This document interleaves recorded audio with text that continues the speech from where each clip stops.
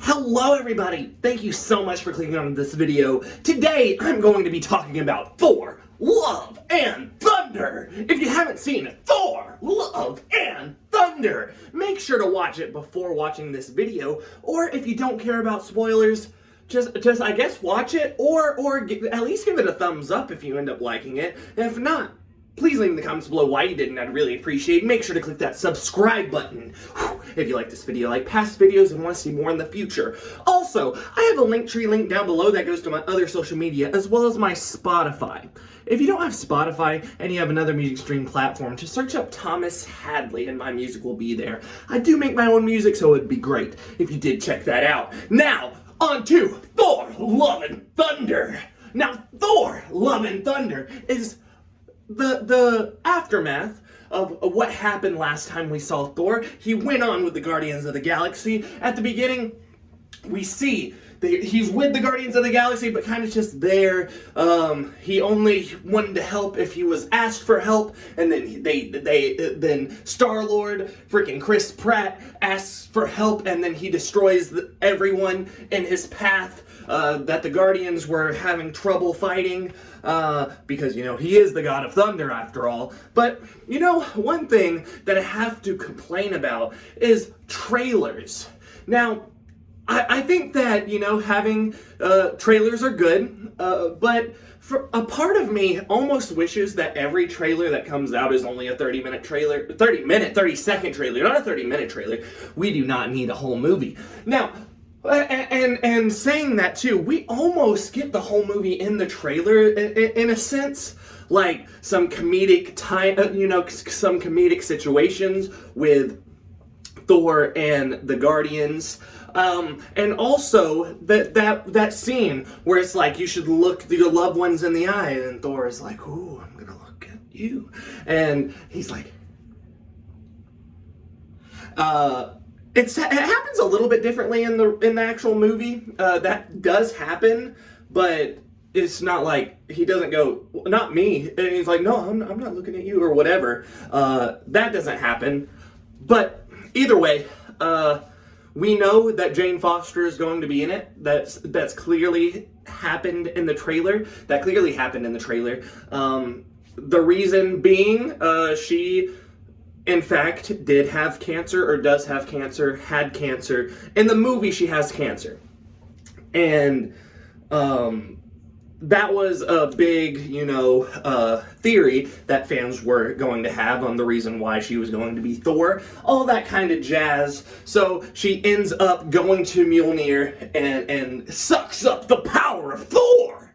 And the Thor! And, they start, falling in love with each other again, and it happens very quickly. It really does. But honestly, I kind of understand it, because Thor, has always, had these feelings for her, and like in this movie, there's a backstory on, why they came apart, and about the letter, and all that kind of stuff. So that is brought to the attention, and I don't know why I'm going so into detail on some things, and some things I'm not, but you know what? It's my video. Deal with it, I guess. But either way,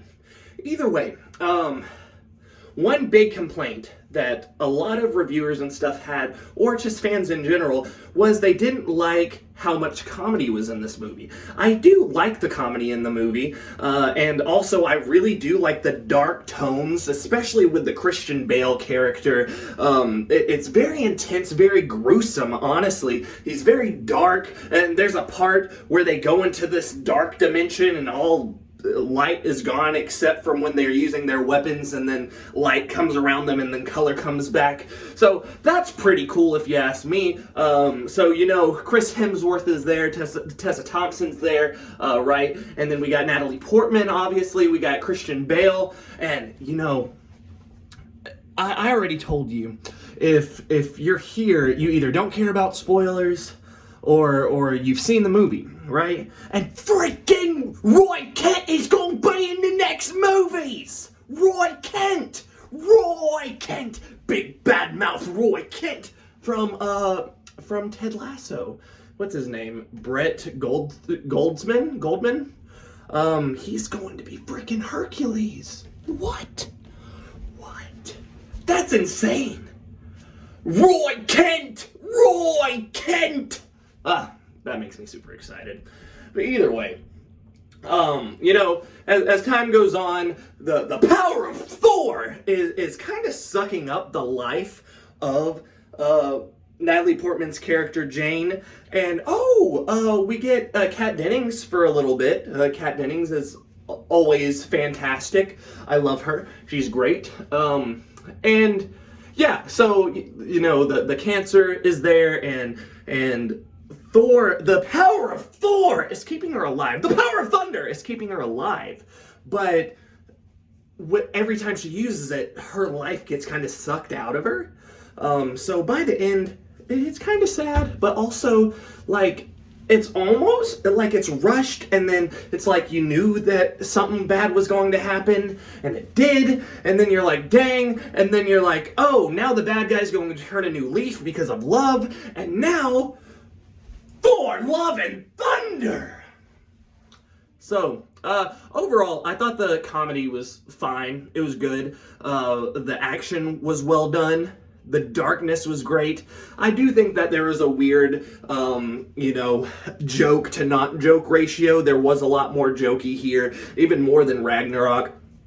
From what I remember anyway, I haven't watched it super recently, but it does have those big comedic feels, and I busted out laughing a few times, and just from different jokes or like physical comedy, whatever happens, and Thor's buns. We got to see Thor's buns. Thor's buns. We got to see the buns of Thor. But yeah, by the end of the movie, Christian Bale's character Gore, right? Gore is dying and wishes that the daughter comes back to life, and then Thor is now a daddy, well, an uncle, but he's a father figure, so that's cool. I wonder what they're gonna do with that. And she has powers. She could do weird laser beams things. That made me laugh out loud. She was like, "Go to hell, demon," or something like that. It was awesome. It was hilarious, actually.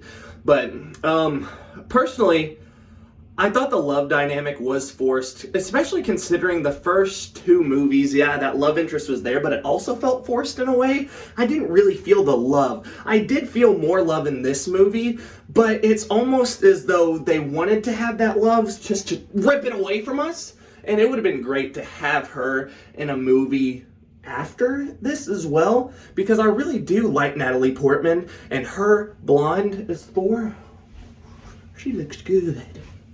That was the most awkward way to say that someone was attractive, and I really do apologize for that.